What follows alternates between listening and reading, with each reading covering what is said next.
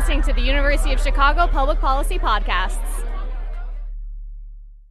I have therefore considered it essential to relieve General MacArthur so that there would be no doubt or confusion as to the real purpose and aim of our policy. On my orders, the United States military has begun strikes against Al-Qaeda terrorist training camps. We must guard against the acquisition of unwarranted influence by the military-industrial complex. U.S. warships and planes launched the opening salvo of Operation Iraqi Freedom. After years of devastating cuts, we're now rebuilding our military like we never have before.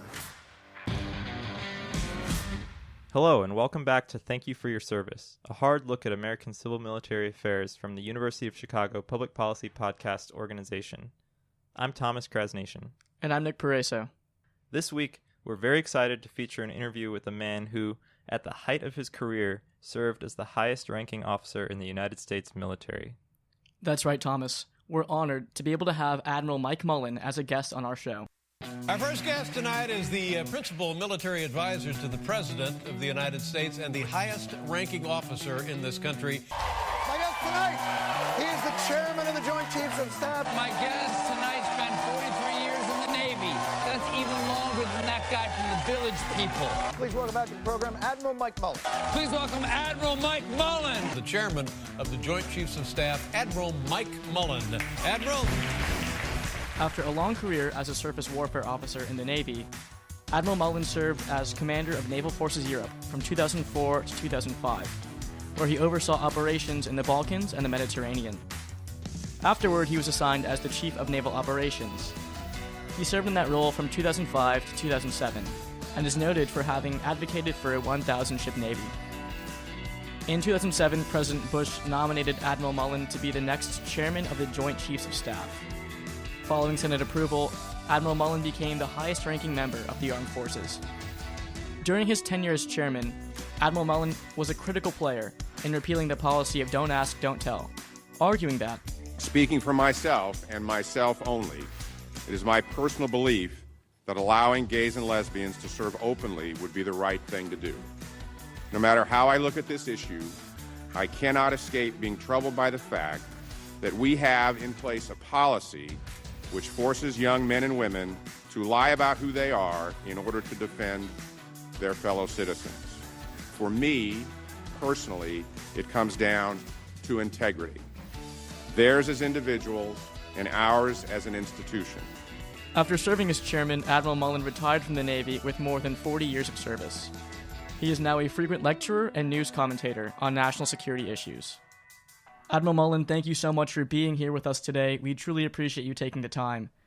It's good to be with you. You graduated from the Naval Academy in 1968, and like most Service Academy graduates, you then had a 5 to 6 year service commitment. At what point did you realize that you wanted to make the Navy a lifelong career? Well, there wasn't a magic point in that regard. When I graduated, what I found out was I loved going to sea. I was on a destroyer on the West Coast.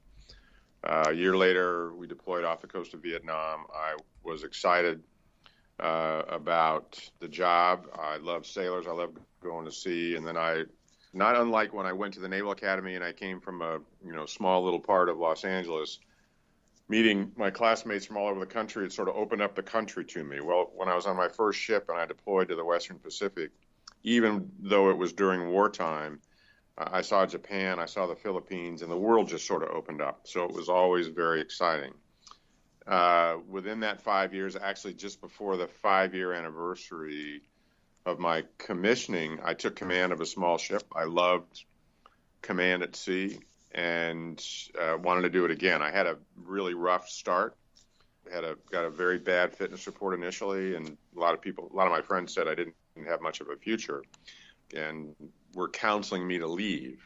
But I wanted to do that again. It took me about 11 years to recover professionally and get back to command again. So there wasn't, and then at that point, what I really wanted to do was command ships. I didn't have any target set, notionally 20 years at some point, because I was in 16 years by the time I took command the second time, and then had an opportunity to do it again. So I had a third command, after which if the Navy said we have no place for you, I would have gladly saluted and said I've had a great life and and marched off to do something else. But they assigned me in a way that eventually I got selected for flag, commanded a couple more times, and then brought me to headquarters. So it was more evolutionary than it was, I've made up my mind, I'm staying for, to make it a career. And certainly had no plans to stay in over 43 years, which is what happened. So skipping ahead to kind of the pinnacle of your career, I guess, as chairman of the Joint Chiefs of Staff, you gained a reputation outside the military for your engagement with the general public, your willingness to go on late-night talk shows, and your engagement with leaders in the business community. We were wondering if you could tell us what it was like to go on the national stage as the face of the U.S. military and why you chose to take that approach. So I grew up in Hollywood, and my father was a publicist. And he had been a journalism major from the Midwest, a Depression kid that went to the West Coast, got into the entertainment business, and was a terrific communicator, a terrific writer. So it's almost by osmosis that communications was always important to me. And while before I took over as chairman, I was the head of the Navy as a CNO, and you have a bully pulpit to a certain sense, but it's a relatively small audience. It's a service audience. When I was selected to be chairman, and that was a bit of a surprise to me as well as a lot of other people, I had a bully pulpit to the world. And I'm a sailor. I've got 2 ground wars. I got young men and women getting killed every single week, getting wounded. And I wanted America to understand the wars we were in. And this goes back to Vietnam for me. When I was, in the Vietnam era, which was my era, the military got blamed for the war. And I wanted to make sure the American people saw our young people who were extraordinary, what their sacrifices were, including those who died, and that the American people would consciously make a decision that, yes, this is something we want to do, or we don't want to do. I wanted to open it up and have a conversation with the country as much as possible. We have a habit in any institution, it was true in the Navy, it's true in the military, of sort of talking to ourselves. I had an opportunity because of that position, because we were at war, because there were so many wounded and families who were losing their loved ones, to talk to the country. And I wanted to do it in a way to audiences that didn't know much about us. We're less than 1%, we're half of 1% of the population of the country. Americans didn't know who we were. And hardly, they knew we were at war, but that was about it. And because we're such a small percentage, Americans hadn't bought into the wars. So I wanted to have that conversation with them, and I chose as many venues as I could, including the Letterman Show, which had millions of viewers every night. My wife and I went on The View, which had millions of viewers, a show that I obviously wouldn't normally seek to go on to. Also, I was on The Daily Show 3 times. All of that was to talk to audiences that didn't know much about us. And also because it goes back to my roots, if you will, I understood the power of publicity and communication and the entertainment world and industry. And so I was trying to leverage that as much as I could. I think it's interesting how you bring up wanting to engage society, engage the public, and have that discourse with society. One of your legacies during your time as chairman is overseeing the repeal of Don't Ask, Don't Tell, the policy that prohibited gay and lesbian personnel from serving openly in the military. When you did that, there were critics both inside and outside the military who felt that the military was succumbing to outside social pressures at the cost of things like unit cohesion and combat effectiveness. I'll never forget being just a few weeks ago at Kandahar, an Army Sergeant Major with 5 tours in Iraq and Afghanistan.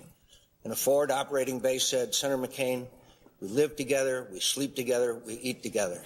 Unit cohesion is what makes us succeed. So I hope that when we pass this legislation, that we will understand that we are doing great damage, and we could possibly and probably, as the Commandant of the Marine Corps said, and I've been told by literally thousands of members of the military, harm the battle effectiveness, which is so vital to the survival of our young men and women in the military. I was wondering if you would mind telling us about how you thought through those trade-offs. So when Don't Ask, Don't Tell got put into place 1993, I think was the year of the law, but it's when the Clinton administration had come in, and the compromise was Don't Ask, Don't Tell. So I'd been living with Don't Ask, Don't Tell since 93 until it changed, and executing it. But when I heard I'm chairman in 2008 when then candidate Obama is on the campaign trail. And he says, and if elected, I'm going to change that law. Well, that got my attention because I hadn't paid much attention to it over the course of that, decade and a half, 93, 15 years. But now there's a possibility. So I started immediately when I heard it. I put a small group together and go study this, go look at it. I want to know what the literature says. Go back and find the experts of those days that went through this debate before and bring it all to me. And so we worked on it for, I had a small team working on this for a couple of years. It obviously got much more serious as Obama won and was determined to do this. And again, we're in two wars. And then I would do at the time, and I was fully aware that if we were going to do this, I certainly didn't want it to become a distraction for those that were serving. I did a lot of focus groups myself. Two that were important to me. One was with a group of retired gays and lesbians who'd served 20 to 30 years, who basically had to lie about who they were every single day. Another was with a small group of Marines in an embassy in a country somewhere around the world. And I had lunch with, there were 5 or 6 of them, and it was just me and these 5 or 6 Marines. And one of the Marines, a senior Marine who was a sergeant, when I asked, I said, so what do you think about this? And basically what he said was, Chairman, if my best Marine battle buddy for multiple tours in Iraq, saved my life more than once, was a great Marine, etc., got out, found out he was gay. I found out he was gay. Quite frankly, I don't care whether he was gay or not. He was a great Marine. He did his job, and that's all, particularly in combat, that's all I cared about. So those are sort of two anecdotes that were not insignificant. There were many others, quite frankly, that eventually got me to the position of this complete mismatch of our values as an institution, the military, which is integrity, and then basically because of this law and policy, forcing someone to come in and lie about who they were every single day. And so when the time came and the hearing was there, that we had the hearing, that basically was the moment that I chose to say, makes no sense to me. We're an institution of integrity, and yet we're asking people who were asking to die for our country, by the way, and some were, and at the same time lie about who they were. Just didn't match up. And as difficult as it was beyond that testimony, from the standpoint of the challenges of readiness that were brought up and morale, and that these were essentially, I think, red herrings in the end, because it hasn't been much of an issue since the law was passed. But as difficult as those things were, it was the integrity issue which I think in the end held the day in terms of our values. And that's not an insignificant lesson for me and a lot of other people. So I'm giving credit, really courageous testimony and all that. Actually, by the time I got there, I worked it hard. I was very comfortable where I was. It wasn't courageous at all. It was pretty easy testimony to give.